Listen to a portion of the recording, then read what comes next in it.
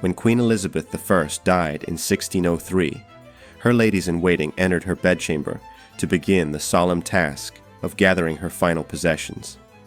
Among the jewels, the royal scrolls, and the silk gowns, they found something unexpected. A small ornate box sat quietly beside her bed. Inside it, a single folded letter. Its parchment was brittle, its ink faded, but written across the front, in a frail, familiar hand, were 3 haunting words: his last letter. The handwriting was unmistakable. It was Elizabeth's. As they unfolded the page, the room fell silent. The words were tender, intimate, the kind of message never meant for any eyes but hers.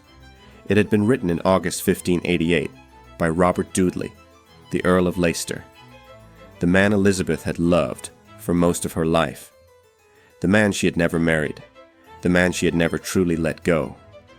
In the letter, Dudley gently inquired after her health. He thanked her for her kindness. He signed it, "Your most faithful and obedient servant." And then, just days later, he died. Elizabeth kept that letter with her for the rest of her life. Hidden, private, always near. She never spoke of it. No one knew she had saved it. But in death, it was the one thing she kept closest, as if it held a secret no one else could understand. What was that secret? What truth did she take to her grave? To find it, we must go back to the beginning. Elizabeth Tudor entered the world beneath a cloud of disappointment. It was September 7th, 1533. The bells of England were ready to ring for a prince. The court had already prepared letters announcing the birth of a boy, a mighty heir to secure the future of the Tudor dynasty. But instead, a girl. The moment the truth emerged, royal scribes were ordered to scratch out prince and scrawl in princess instead. The ink may have dried, but the shame did not. This wasn't just a daughter. This was Anne Boleyn's daughter. The child born of scandal, forged from a king's obsession. Her father, King Henry VIII, had defied the Pope, broken from the Catholic Church, and plunged England into chaos just to marry Anne. Their marriage had shaken Europe. Their child was viewed as the product of sin, and then came the fall. When Elizabeth was only 2 years old, her mother was arrested. The charges? Adultery, incest, treason. Most knew they were lies. It didn't matter. On a spring morning in May 1536, Anne Boleyn was led to the scaffold and beheaded. Elizabeth lost everything in a single stroke. Her title of princess? Gone. Her inheritance? Stripped. Her legitimacy? Denied. She was declared a bastard, a forgotten child of a fallen queen, but she never forgot. As an adult, Elizabeth wore her mother's jewelry. She kept a ring hidden from public view, a locket that opened to reveal 2 tiny portraits, Anne Boleyn and herself.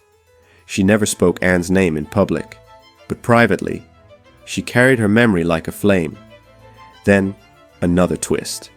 Just a year after Anne's death, Henry married Jane Seymour. This time, the Queen delivered what he always wanted, a son, Edward. Elizabeth's position crumbled even further. With a legitimate male heir in the cradle, and her older half-sister Mary still alive, Elizabeth dropped to third in line, and with that, her place at court faded into silence. The Seymour family rose.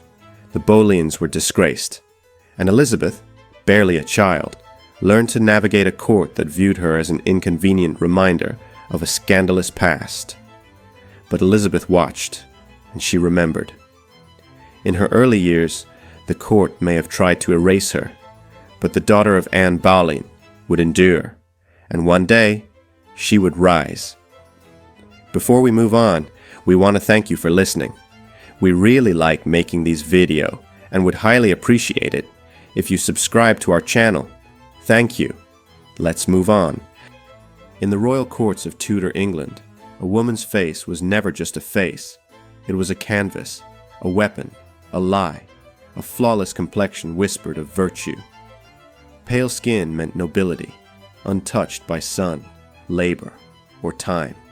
A woman's appearance could define her worth, her purity, even her power. And no one understood that better than Queen Elizabeth I. From the moment she ascended the throne, Elizabeth crafted an image, not simply as a monarch, but as a myth. She could not afford to be seen as mortal, flawed, or fading. She had to be eternal, unbreakable, divine. So she became a living portrait. Red gold hair, wide-set eyes, high-arched brow, and skin like alabaster. She dazzled, she bewitched, she ruled. But behind the dazzling image was a truth too dangerous to reveal. In October 1562, at just 29 years old, Elizabeth fell gravely ill with smallpox. The disease swept across Europe like a death sentence, disfiguring some, killing many. Elizabeth survived, but she did not emerge untouched. Though her scarring was minimal, it was enough. Enough to threaten the illusion, enough to feed whispers in court. Her nurse and close friend, Lady Mary Sidney, nursed her through the fever, and emerged from the ordeal with her face brutally marred, a daily visible reminder of what might have been. Elizabeth couldn't allow that fate, so she built a mask. She turned to the most elite cosmetic of her age, Venetian ceruse. It sounded luxurious. It looked divine, but it was lethal. A thick, creamy white paint made from vinegar and white lead. Ceruse promised a flawless skin. With it, Elizabeth could erase every shadow of illness, every line of age, every hint of human frailty. Her scars vanished beneath its glow, but the glow was poisoned. Lead doesn't sit harmlessly on the skin. It seeps in, slowly, silently, over days, months, years. It corrupts the body from within. The Queen's glowing face was beautiful, but it was also rotting. The ceruse caused irritation, flaking, and sores. And to hide the damage, she applied more again. A vicious cycle of erosion and concealment. But it wasn't only lead. To add color to her cheeks and lips, Elizabeth is believed to have used cinnabar, a vibrant red pigment derived from mercury. And to remove her thick layers of makeup, she turned to corrosive concoctions, often containing mercury as well. Her skin blistered, her hair thinned, her hands shook, her moods darkened. Modern medicine tells us what her doctors could not. Lead causes fatigue, tremors, organ damage, even dementia. Mercury attacks the nervous system, leading to confusion, paranoia, and hallucinations.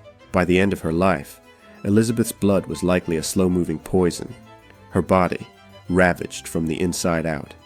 And yet, the mask held. Even in her final years, when her teeth blackened, her hair thinned to wisps, and she refused mirrors altogether, she still painted on the image the world expected. A queen of frost and flame, ageless, unassailable. She had become a goddess in the eyes of her people, and gods do not decay. But beneath the powder, the cracks were widening. She had created a mask so powerful, so convincing, it ruled a nation, and in the end, it may have killed her. By the end of 1602, the Queen of England was no longer ruling. She was simply enduring. Queen Elizabeth I, once the dazzling sun around which an empire revolved, had dimmed to a flickering flame. The woman who had stood toe-to-toe with kings now shuffled through the cold corridors of Richmond Palace. Silent, skeletal, draped in mourning black. She barely spoke, she barely ate, she barely existed. Her courtiers watched in helpless horror. This wasn't just old age. This was something deeper, something breaking inside her. It started with the death of Catherine Carey, Countess of Nottingham. Elizabeth's cousin, yes, but also her oldest friend. They had grown up together, survived the blood-soaked nightmare of Henry VIII's court, and remained fiercely loyal across decades of scandal and survival. When Catherine died in February 1603, Elizabeth didn't just grieve. She unraveled. She locked herself in her chamber, refused food, refused sleep, refused comfort. One courtier wrote, "She took it more grievously than ever I saw her take anything in all my life." But Catherine was only one ghost. Another had been haunting her far longer, Robert Devereux, the Earl of Essex, bold, reckless, and intoxicating. Essex had once been her favorite, perhaps more than that. But in 1601, he betrayed her. He led a failed rebellion against the crown, and Elizabeth, torn between love and duty, signed his death warrant. She had him executed, and she never forgave herself. After his death, she was seen alone in darkened rooms, whispering his name, weeping into silence. She had executed a traitor, but she had also killed someone she loved. The emotional weight began crushing her, and then her body gave out. By early 1603, she was unrecognizable. Her fingers had swollen so badly that her coronation ring, a symbol she had worn for 45 years, had to be cut from her hand. Her voice weakened. Her thoughts wandered. She stopped eating almost entirely. Her strength vanished, and so did her will. But she wouldn't lie down. Literally, Elizabeth refused to go to bed, as if surrendering to sleep would invite death. "I will not lie down," she told them, "for if I do, I shall never rise again." So she didn't. For 4 days and nights, the Queen of England sat on the cold stone floor, propped up by pillows, too weak to stand, too stubborn to fall. Her ladies hovered nearby, terrified she would collapse. But she refused to rest. It wasn't fear. It was defiance. Lying down would be defeat. And Elizabeth Tudor had never surrendered to anyone. But even the fiercest monarch cannot bargain with death. By mid-March, she could no longer speak. She gestured instead, a silent sovereign among the shadows. Her council begged her to name a successor. She only raised a trembling hand toward James of Scotland, and then she was gone. No final speech, no grand farewell, just a withered figure slumped in velvet cushions. Alone, silent, finished. After 44 years on the throne, the Virgin Queen had fallen, not in battle, not to poison, but to time, memory, and grief. The era ended not with a bang, but with a breathless whisper, and the last great Tudor became what she had feared all along, a shadow. They called her the Virgin Queen. No husband, no children, no heir. To her people it was a symbol of fierce devotion, that she had married no man, because she had married England, a queen of unmatched loyalty, a ruler untouched by scandal. But behind the might was a woman, and her story was not one of cold detachment, but of passion, heartbreak, and choices that cut deeper than any sword. So why didn't Elizabeth I ever marry? To understand that, we must leave the throne room and return to her childhood. A childhood soaked in blood. Elizabeth was just 2 years old when her mother, Anne Boleyn, was executed, beheaded by order of her father, King Henry VIII. Her name erased, her legacy smeared, and her daughter left behind. What followed was a parade of stepmothers. Some died, some were discarded, and young Elizabeth learned fast. Love at court was a dangerous game. As a teenager, she was imprisoned by her half-sister, Queen Mary I, locked in the Tower, accused of treason, and very nearly executed. In that cold stone cell, she came face to face with the brutal truth of power. Trust no one. Attachments could kill you. So when she finally rose to the throne, Elizabeth didn't see marriage as a fairy tale. She saw it as a trap. Because for a queen, love was never just personal. It was political dynamite. Marry a foreign prince and risk losing English independence. Marry a local noble and fuel rivalries that could tear the court apart. Every potential husband came with danger. Every proposal was a battlefield, and so she chose none. Publicly, at least, privately, there was one man she never stopped loving, Robert Dudley. They had known each other since childhood. When she became queen, he was always near. In her chambers, at her side, in her heart. The rumors were relentless, the chemistry unmistakable. But Dudley was married, until he wasn't. In 1560, his wife, Amy Robsart, was found dead at the bottom of a staircase, her neck broken, 2 head wounds. The verdict? Accidental fall, but the whispers began immediately. Had she been pushed? Had she been poisoned? Had Elizabeth known? The scandal was catastrophic. Marriage was now impossible. To wed Dudley would be to confirm every dark suspicion, so she didn't. She kept him close, but not too close, and both paid the price. For decades, they remained locked in a love neither could claim. The shadow of Amy's death never left them. Years passed. Then, another suitor arrived. Young, elegant, and entirely inappropriate. Francois, Duke of Anjou. He was Catholic, French, and 20 years her junior. Everything her advisors hated. But Elizabeth, she was enchanted. She called him my frog, wrote him love letters, exchanged rings in public. For a brief, flickering moment, it seemed the queen might finally marry, but the nation revolted. Riots, threats, warnings of civil war. To the English people, the idea of a French Catholic king was treason in disguise. Elizabeth heard the fury and chose her country. She ended the engagement quietly, with no fanfare. Anjou returned to France, and she never came so close again, but love still found its way back, in the form of a younger man, bold, handsome, dangerous, Robert Devereux, the Earl of Essex. The Queen adored him. He reminded her of a young Dudley, and perhaps of the youth she herself had lost.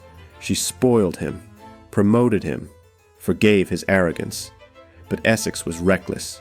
He disobeyed her orders in Ireland, humiliated her in court, and one day burst unannounced into her chambers, catching the Queen without her wig, her makeup, or her mask.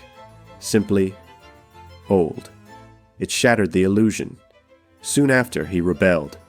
A desperate, foolish attempt at seizing power. Elizabeth had no choice. She signed his death warrant, and then wept in silence. Over the years, the Queen had turned away from every chance at marriage, not because she had no heart, but because duty came first. She had seen what marriage did to women in power. She had watched it ruin them. She refused to let it ruin her. But her crown came with a cost. The men she loved were lost, one dead, one executed, one sent away. She ruled alone, by choice, but also by sacrifice. In the end, her legacy was one of strength, strategy, and sovereignty. The Virgin Queen. Not untouched by love, but untouched by compromise. Her body may have belonged to no man, but her heart, it belonged to England. On March 24th, 1603, Queen Elizabeth I took her final breath at Richmond Palace. She died without spectacle. No crowd outside the gates, no cries in the halls, just the hush of courtiers, and the passing of an ERA. She had ruled for 44 years, longer than anyone could remember, and when the end came, she left behind no husband, no children, and no officially named heir. For most monarchies, this was a recipe for disaster. Civil war, power grabs, blood in the streets, but not this time. There was no rebellion, no rival claimants seizing the moment. Instead, there was silence. And then, a name, James. James the Nuxent of Scotland, now proclaimed James the Valois of England, the son of Mary, Queen of Scots, the grandson of Margaret Tudor, a man with royal blood in both kingdoms, and a claim Elizabeth had never publicly endorsed, but had never rejected either. Some say that, in her final hours, when asked who should follow her, Elizabeth gave only a faint nod when James's name was spoken. Others say nothing at all was said, But the message was clear enough. The transition was swift, and for once in English history, peaceful. The Tudor dynasty, born in blood on Bosworth Field, ended not with war, but with a quiet death in bed. From Henry VII to Elizabeth I, the Tudors had ruled for over a century, and now the crown passed to a Stuart. One observer described the moment as one of silent joy. No cheers, no bells, just cautious hope, tempered by uncertainty. The country had survived so much under Elizabeth: religious division, foreign threats, assassination plots. No one was quite ready to celebrate her absence. But the future had arrived. With James's coronation, the crowns of England and Scotland were joined in one man's hands. Not yet united in law, that would take another century, but joined in spirit. It was the beginning of what would be known as the Union of the Crowns. Still, in those final hours, many couldn't help but look backward. Back to the woman who had ruled alone, and further back, to the woman who made her, Anne Boleyn. Elizabeth had rarely spoken her name aloud, but her mother's shadow had never left her. Anne had died, young, executed for treason by the husband who made her queen. Yet her legacy had lived on, in the break from Rome, in the Protestant faith, in the fiery ambition passed to her daughter, Elizabeth's refusal to marry, her resistance to papal authority, her defiance in a man's world. These were not just political choices, they were echoes of Anne. Some historians have called Elizabeth's reign Anne Boleyn's revenge, a daughter claiming the power her mother had been denied. And then there's the legend. It's said that after Elizabeth's death, her servants found a letter among her private things, a final message. Some claimed it named James as her heir. Others believed it contained a confession or a farewell to the people she had ruled with such care and calculation. But the letter has never surfaced. Was it real? A myth? Destroyed in secret? No one knows. What we do know is this: Elizabeth I died as she lived, carefully, deliberately, and alone. No grand declaration, no royal farewell, just the end of a queen, and the beginning of something else, a new dynasty, a new chapter, and the long shadow of a woman who had ruled not just a kingdom, but an age. The Tudor sun had set, and with it, the last light of England's golden queen. If you came this far, make sure to click the next video that's on the screen right now. Subscribe to stay engaged for more content.